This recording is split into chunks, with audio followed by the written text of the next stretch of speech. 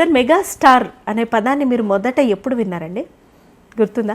గుర్తుంది. అంటే మామూలుగా సినిమా థియేటర్లో మా థియేటర్ సినిమాకి వెళ్ళినప్పుడు వెనకాల గట్టిగా మెగాస్టార్కి జై అని అరుస్తారు కదా, బాస్ అని, అన్నయ్య అని, ఇలా అవన్నీ చాలా ఉన్నాయి చిరంజీవి గారికి పేర్లు.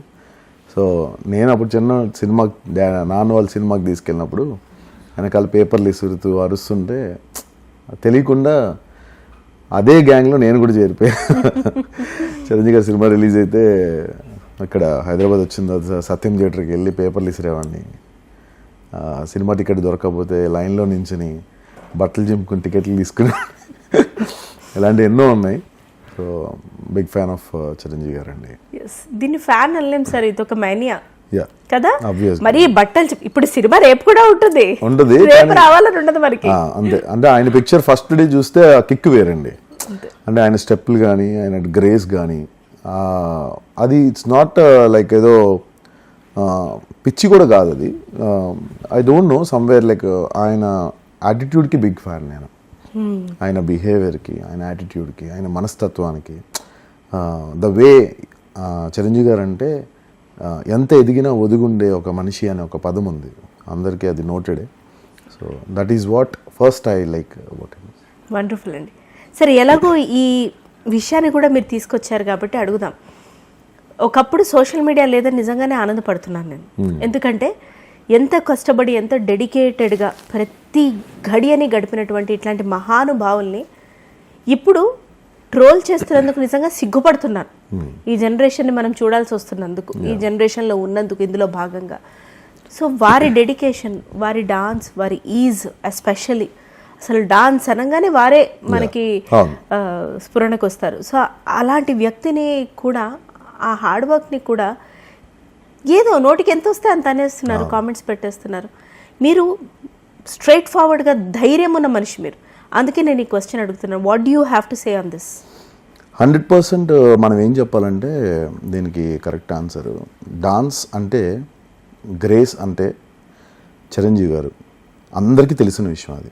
అంటే ప్రభుదేవ మాస్టర్ ఎట్లనో, డాన్స్కి ఒక ఐకాన్ ప్రభుదేవ మాస్టర్ ఎట్లనో, అంతకు మించి చిరంజీవి గారు గ్రేస్ అంటే. మేమందరం కూడా చిరంజీవి గారి టిల్ డేట్ ఇప్పటికీ కూడా చిరంజీవి గారిని ఫాలో అయ్యి డాన్స్ నేర్చుకునే వాళ్ళు ఎంతోమంది ఉన్నారు. అంటే హిప్ హాప్, బాలీవుడ్, వెస్ట్రన్, ఇలా ఎన్ని స్టైల్స్ ఉన్నాయో I think megastar grace style is also ఆ ఫార్మ్ ఆఫ్ డాన్స్ అంట నేను, నా పాయింట్ ఆఫ్ వ్యూలో. ఇప్పుడున్న యంగ్స్టర్స్కి ఒక చిన్న సామెత చెప్తానండి.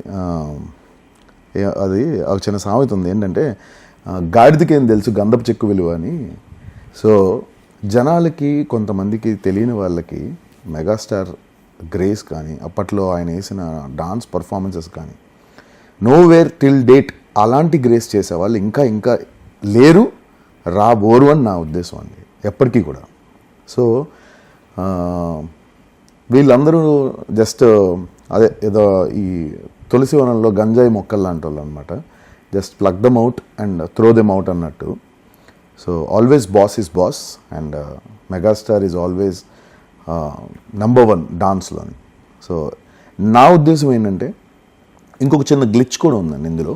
అంటే చిరంజీవి గారికి ఒకప్పుడు సుందరం మాస్టర్ కానీ, తారా మాస్టర్ కానీ వీళ్ళు కంపోజ్ చేసినప్పుడు చిరంజీవి గారి గ్రేస్, బాడీ లాంగ్వేజ్ని బట్టి they use to choreograph beautiful movements. ఆయన ఎంతో టఫ్ మూమెంట్స్ చేస్తారు, బట్ ఆయనలో ఉండే ఆ స్మాల్ చిన్న ఆ మెలికలు, ఆ చిన్న గ్రేస్ అవి చాలా బాగా పట్టుకునేవారు మాస్టర్స్. సమ్వేర్ అది కొంచెం మిస్ అవుతుందని నాకు అనిపిస్తుంది. అది ఎందుకు మిస్ అవుతుందంటే because of master should take care of that. Because we can't see all of sudden బాస్లోని ఇప్పుడున్న హిప్ హాప్ స్టైల్ ఇవంతా అవసరం లేదు. నేనేం చెప్పానంటే చిరంజీవి గారి స్టైలే ఒక ఫార్మ్ ఆఫ్ డాన్స్ అంటున్నాను. ఇప్పుడు నేను చిరంజీవి గారి ఫార్మ్ ఆఫ్ డాన్స్ నేను నేర్చుకున్నా. I feel it is a form. ఇప్పుడు కూచిపూడి ఎట్లనో, భరతనాట్యం ఎట్లనో, లేకపోతే వెస్ట్రన్, బాలీవుడ్, హిప్ హాప్ ఎట్లనో, boss has a form. So ఆ ఫామ్ని ఫాలో అయితే ఈ కరెంట్ ట్రెండ్లో కూడా 100% అసలు నెక్స్ట్ లెవెల్. ఆయన అబ్బని తిని దెబ్బ కానీ, లేకపోతే సండే అయినా కానీ, లేకపోతే అసలు జగదేగురుడు అట్లా ఏంటండి పాటలు, మొన్న వచ్చిన సినిమాలకు కూడా సమ్వేర్ ఆ స్లాట్లో ఈ 2 yearsలో అది మిస్ అవుతుందని నాకు అనిపిస్తుంది. 100% నేను అది చేయగలను 100% అది ఫుల్ఫిల్ చేయగలను బాస్కి. Boss will be back with that grace again.